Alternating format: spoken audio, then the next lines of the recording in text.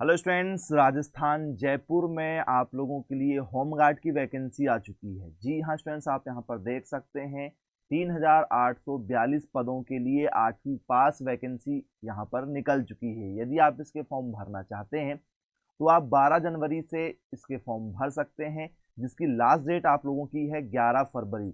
आप 12 जनवरी से 11 फरवरी के बीच में कभी भी नेट कैफे जाकर इसके फॉर्म भर सकते हैं। ऑफिशियल वेबसाइट स्टूडेंट्स ये है आप लोगों की, आप यहाँ पर जाकर स्टूडेंट्स सारी जानकारी को उठा सकते हैं। राजस्थान में होमगार्ड की वैकेंसी निकली हुई है। जनरल ओबीसी वालों को इस फॉर्म को भरने के लिए 250 रुपये लगेंगे। ST SC वालों को इस फॉर्म को भरने के लिए मात्र 200 रुपये लगेंगे।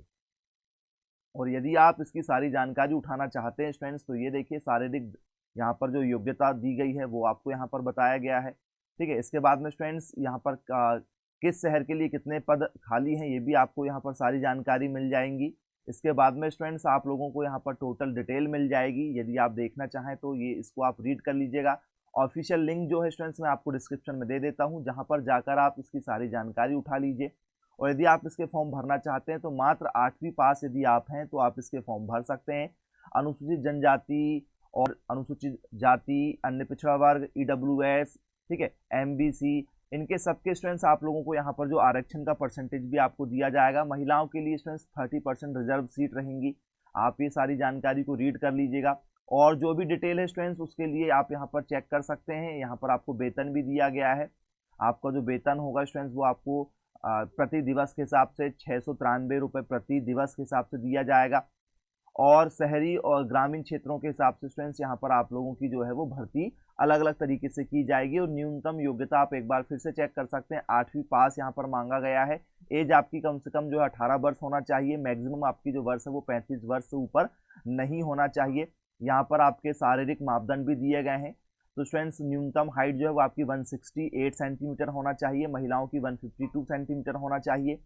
इसके बाद में स्टूडेंट्स आपका जो सीना है बिना फुलाए 81 सेंटीमीटर, फुलाने के बाद में 86 सेंटीमीटर होना चाहिए। मतलब 5 सेंटीमीटर का आपका फुलाव कम से कम आना चाहिए। महिलाओं के लिए नहीं होता है चेस्ट में, ठीक है, ब्रेस्ट में।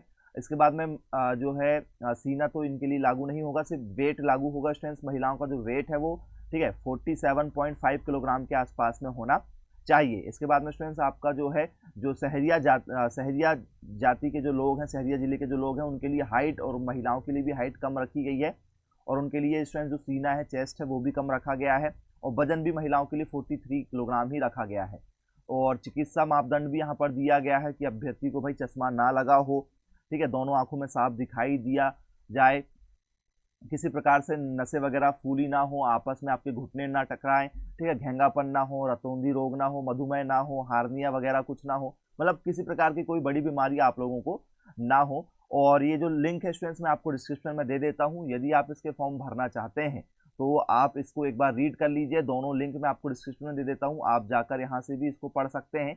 तो स्टूडेंट्स मिलेंगे फिर ऐसे ही अन अपडेट के साथ में, ऐसी अन गवर्नमेंट जॉब के साथ में। तब तक के लिए thank you for watching this video. Have a nice day.